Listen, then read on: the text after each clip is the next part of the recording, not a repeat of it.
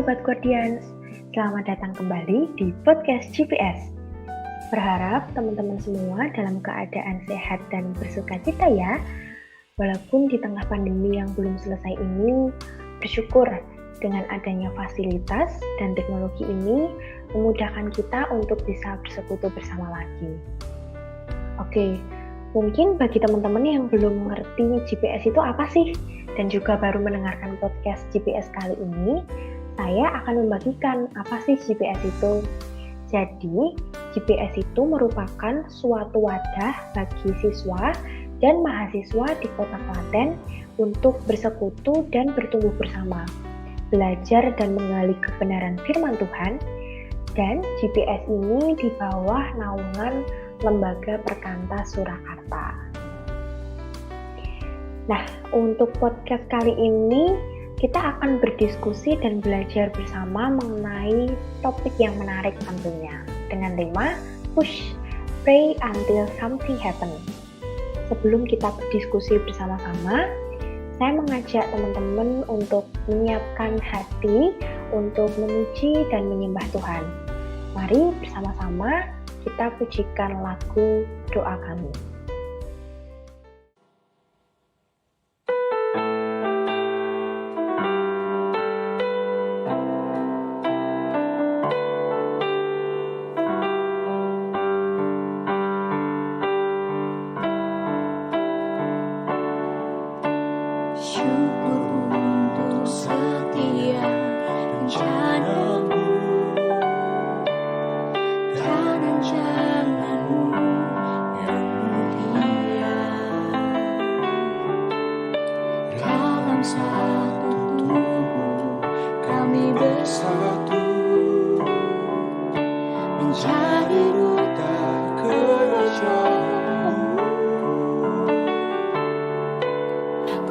Ucapkan berkat atas Indonesia, biar kemuliaan Tuhan akan nyata bagi bangsa ini. Kami berdiri dan membawa doa kami kepadamu. Sesuatu yang besar pasti terjadi dan mengubahkan negeri kami. Hanya nama-Mu Tuhan ditinggikan atas seluruh bumi.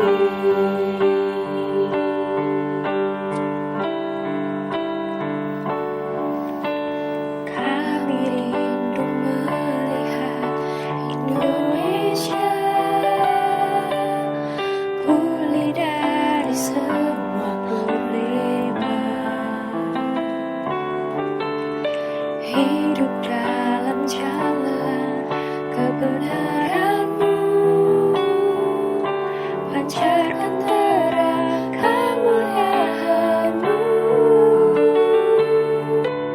Ku ucapkan berkat atas Indonesia, biar kemuliaan Tuhan akan nyata bagi bangsa ini. Kami berdiri dan membawa doa kami kepadamu. Sesuatu yang besar pasti terjadi dan mengubahkan negeri kami. Hanya nama-Mu Tuhan ditinggikan atas seluruh bumi. Bagi bangsa ini kami berdiri dan membawa doa kami kepadamu. Sesuatu yang besar pasti terjadi.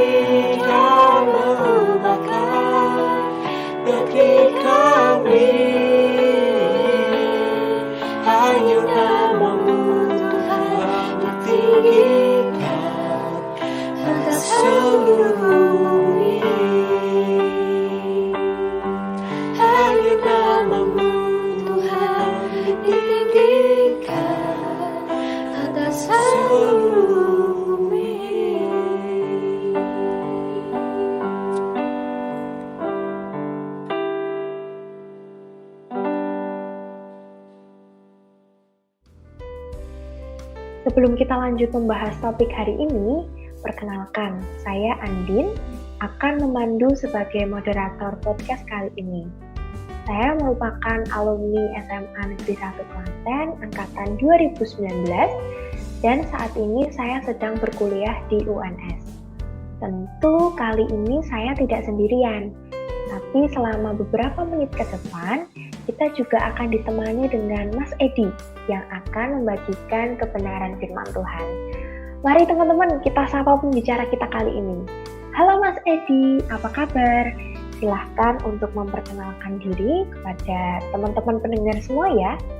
Ya, tentunya saya dalam kondisi baik dan sehat ya Mbak Andin. Puji Tuhan. Shalom Sobat Guardian semuanya. Perkenalkan, nama saya Edi Nuryanto. Bisa dipanggil Edi. Saya alumni dari SMK Kristen 1 Klaten angkatan 2016. Dan sekarang saya sudah bekerja di Sukoharjo. Salam kenal ya. Oke, sebelum kita mulai, mari bersama-sama kita berdoa. Saya minta tolong Mas Edi untuk membuka dalam doa ya Mas. Oke Din, mari sebelum kita memulai podcast ini, kita berdoa bersama. Saya hantarkan. Ya Allah, terpujilah namamu. Engkau yang layak dipuji dan disembah oleh setiap ciptaanmu. Kami saat ini datang kepadamu, menaikkan segala puji hormat bagi namamu. Kami bersyukur oleh karena kemurahan-Mu melalui podcast ini dengan tema Pray Until Something Happen. Kami bisa belajar bersama firman Tuhan yang menjadi dasar kami mengasihi bangsa kami melalui doa. Kami berdoa agar setiap hati kami seperti tanah yang subur, yang siap untuk ditaburi oleh benih firman Tuhan. Kami meminta kemurahan-Mu dan penyertaan-Mu. Kiranya podcast ini berjalan dengan lancar dan mudah ditangkap para pendengar. Kami juga meminta kiranya kuasa dari tempat yang maha tinggi memakai kami, baik sebagai moderator maupun pembicara, supaya memampukan kami untuk melayani-Mu melalui podcast ini. Hanya di dalam nama Tuhan Yesus Kristus, Tuhan dan Juru Selamat kami yang hidup, kami berdoa dan mengucap syukur. Amin. Seperti yang tadi saya sampaikan di awal, kita mau belajar bersama tentang push, pray until something happen. Mungkin sebagai pembuka ya Mas, melihat peristiwa yang baru-baru ini terjadi di bangsa ini, di awal tahun ada banyak bencana alam yang terjadi, seperti gempa bumi, banjir, tanah longsor, gunung meletus, ditambah lagi pandemi yang tak kunjung berhenti. Tentunya ini membuat hati kita semua sedih. Lalu, respon apa ya yang sewajarnya ditunjukkan orang percaya, Mas? Ya, memang benar. Tentunya kita semua merasa sedih dan prihatin atas peristiwa-peristiwa yang terjadi di bangsa ini akhir-akhir ini, Din. Namun, apakah cukup kita hanya bersedih saja? Tentu tidak. Melihat situasi yang terjadi di bangsa ini, kita diingatkan dengan salah satu tokoh Alkitab yang peduli atas apa yang terjadi pada bangsanya, yaitu Nehemia. Mari bersama kita baca Nehemia pasal 1 ayat 1-4. Saya minta tolong Mbak Andin ya yang membacakan untuk kita semua. Nehemia 1 ayat 1-4. Doa Nehemia bagi orang Israel. Riwayat Nehemia bin Hakalia. Pada bulan Kislew tahun ke-20 ketika aku di Puri Susan. datanglah Hanani, salah seorang dari saudara-saudaraku dengan beberapa orang dari Yehuda. Aku menanyakan mereka tentang orang-orang Yahudi yang terluput, yang terhindar dari penawanan, dan tentang Yerusalem. Kata mereka kepadaku, orang-orang yang masih tinggal di daerah sana, yang terhindar dari penawanan, ada dalam kesukaran besar dan dalam keadaan tercela. Tembok Yerusalem telah terbongkar dan pintu-pintu gerbangnya telah terbakar. Ketika aku dengar berita ini, duduklah aku menangis dan berkabung selama beberapa hari. Aku berpuasa dan berdoa kehadirat Allah semesta langit. Terima kasih Mbak Andin. Nehemia adalah anak dari Hakalya, orang keturunan Yahudi yang bekerja sebagai juru minuman Raja Artasastra I sekitar tahun 465 sampai 424 sebelum Masehi di Persia. Posisi ini merupakan posisi yang penting dan tidak sembarangan karena bertanggung jawab atas minuman yang akan diminum raja. Pada waktu itu, bulan Kislev tahun ke-20 pemerintah Raja Artasastra. Lalu datanglah Hanani, saudara Nehemia, dan beberapa orang dari Yehuda yang sedang mengunjungi Nehemia. Nehemia pun bertanya kepada mereka tentang orang-orang Yahudi yang kembali dari pembuangan di Babel dan tentang Yerusalem. Kemudian mereka menjawab bahwa orang-orang Yahudi sedang dalam kesukaran yang besar. Kalau kita lihat di versi BIMK-nya, hidupnya sengsara dan dihina oleh bangsa asing. Tembok-tembok Yerusalem dibongkar dan pintu gerbangnya dibakar. Ketika Nehemia mendengar berita itu, duduklah dia sambil menangis dan berkabung sampai beberapa hari. Dan selama itu, dia juga berpuasa dan berdoa. Nehemia tidak hanya berdoa, tapi juga berpuasa. Menarik sekali. Adakah yang secara khusus diceritakan mengenai doa Nehemia di bagian firman ini, Mas? Ya, tentunya ada. Kalau kita baca ayat berikutnya, ayat 5-11, di situ diceritakan mengenai isi doa Nehemia.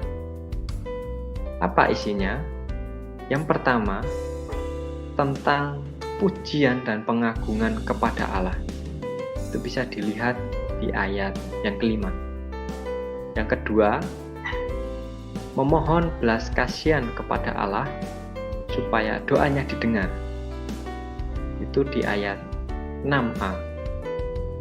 Yang ketiga, mengakui dosa bangsanya, dirinya sendiri, lalu keluarganya. Itu di ayat 6b.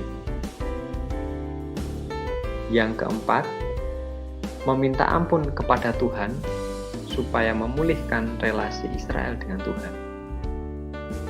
Itu di ayat 7-10. Yang kelima, memohon kepada Tuhan supaya Nehemia mendapat belas kasihan dari Raja Artasastra. Itu di ayat 11. Menarik ya, Mas. Dari cerita Nehemia tadi, kita bisa belajar untuk mempunyai hati yang peduli akan kondisi bangsa ini. Lalu, apa ya yang bisa kita lakukan untuk mengasihi dan peduli kondisi bangsa ini, Mas? Ya, tentu sama yang dilakukan oleh Nehemia, Yandin, yaitu kita harus mempunyai hati untuk bangsa ini. Kita ikut peduli dan merasakan apa yang dirasakan bangsa ini dan membawa bangsa ini dalam doa. Begitu ya, Mas. Memangnya apa sih pentingnya kita berdoa dan apa spesialnya doa Nehemia untuk bisa kita teladani? Berdoa itu sangatlah penting untuk dilakukan oleh orang percaya, Din. Kenapa?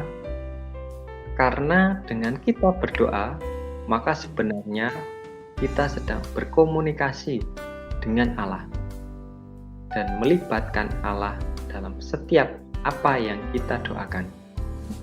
Kita menyatakan penyerahan kita kepada Allah, seperti yang dilakukan oleh Nehemia di pasal kedua. Kalau kita lihat di pasal 2 ayat 4-6, itu intinya ketika Nehemia ditanyai oleh Raja Artasastra tentang apa yang diinginkannya supaya raja berbuat, sebelum menjawab, Nehemia berdoa terlebih dahulu. Kemudian baru menjawab pertanyaan raja yang isinya menyatakan keinginannya untuk pulang ke Yehuda supaya dia membangun kembali kotanya.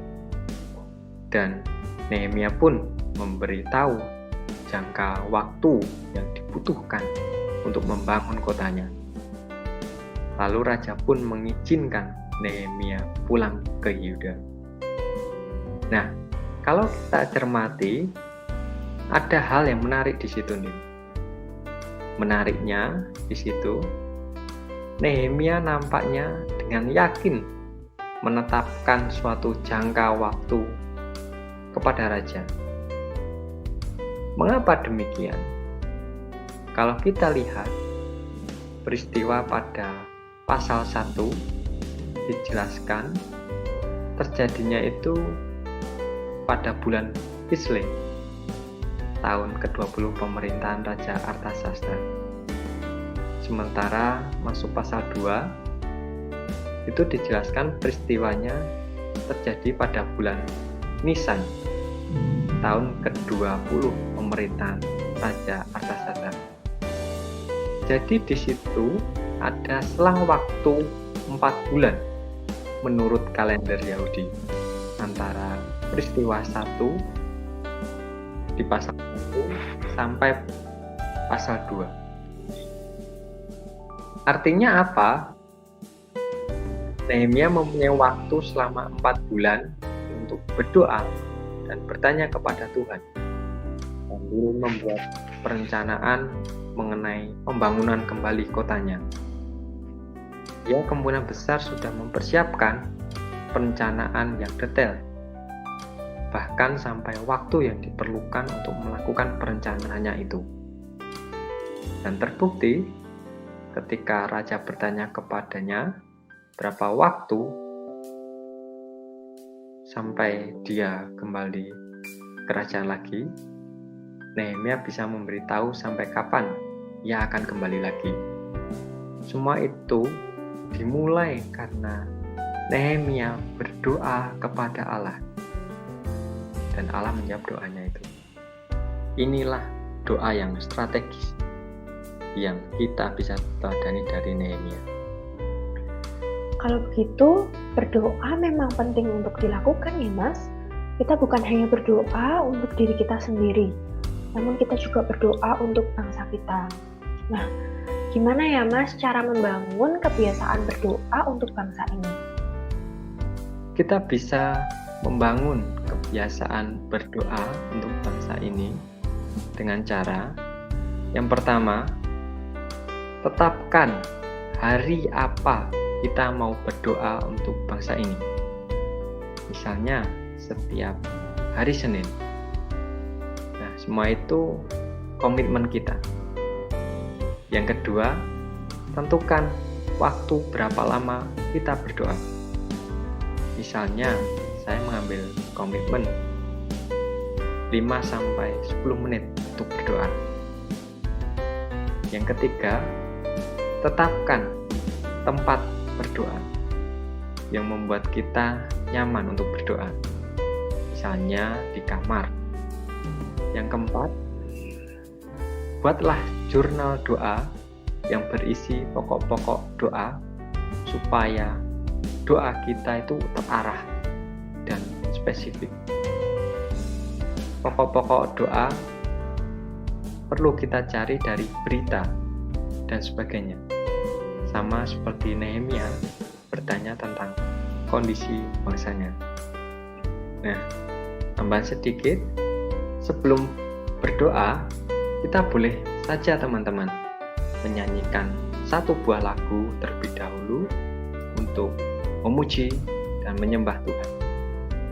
Mungkin itu dulu yang bisa kita coba lakukan untuk saat ini, untuk membangun kebiasaan kita berdoa.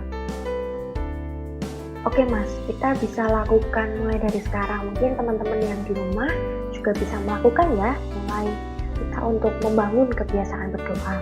Terakhir nih Mas, apa ya yang bisa disimpulkan dari siaran podcast episode kali ini? Ya, pada siaran podcast episode ini kita belajar bersama meneladani Nehemia yang mengasihi dan peduli kepada kondisi bangsanya yang ditunjukkan melalui doa. Apa yang kita bisa pelajari? Yang pertama, doa sangatlah penting untuk bangsa ini. Dengan kita berdoa, maka sebenarnya kita sedang berkomunikasi dengan Allah dan melibatkan Allah dalam setiap apa yang kita doakan, serta menyatakan penyerahan kita kepada Allah. Yang kedua, kita belajar untuk membangun kebiasaan doa yang strategis untuk bangsa ini. Dimulai dengan mencari informasi spesifik mengenai kondisi bangsa ini sebagai pokok doa. Lalu menetapkan hari dan berapa lama kita berdoa dan tempat untuk kita berdoa.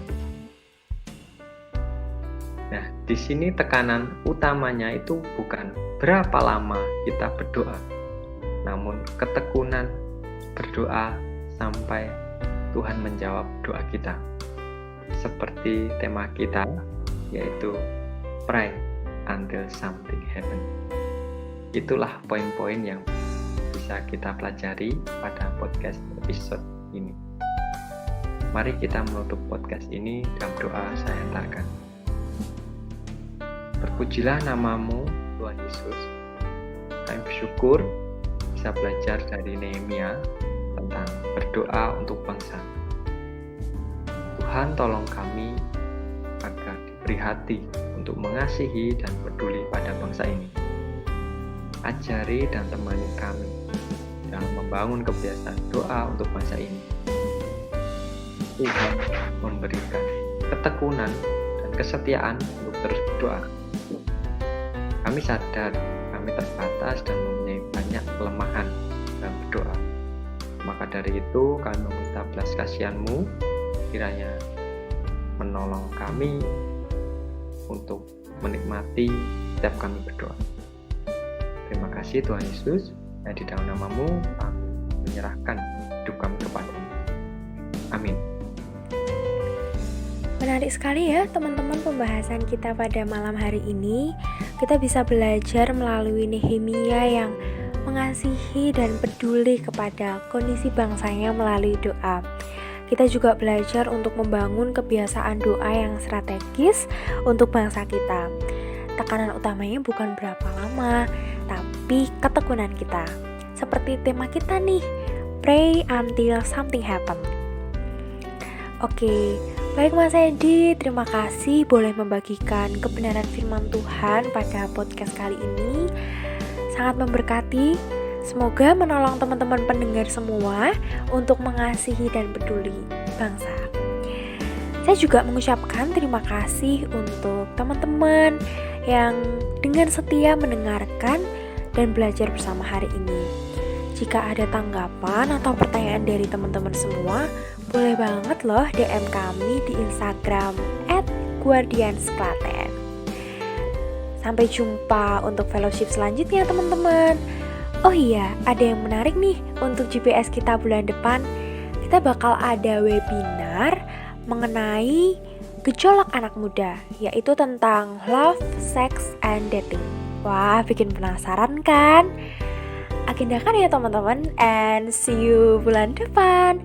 Tuhan Yesus memberkati.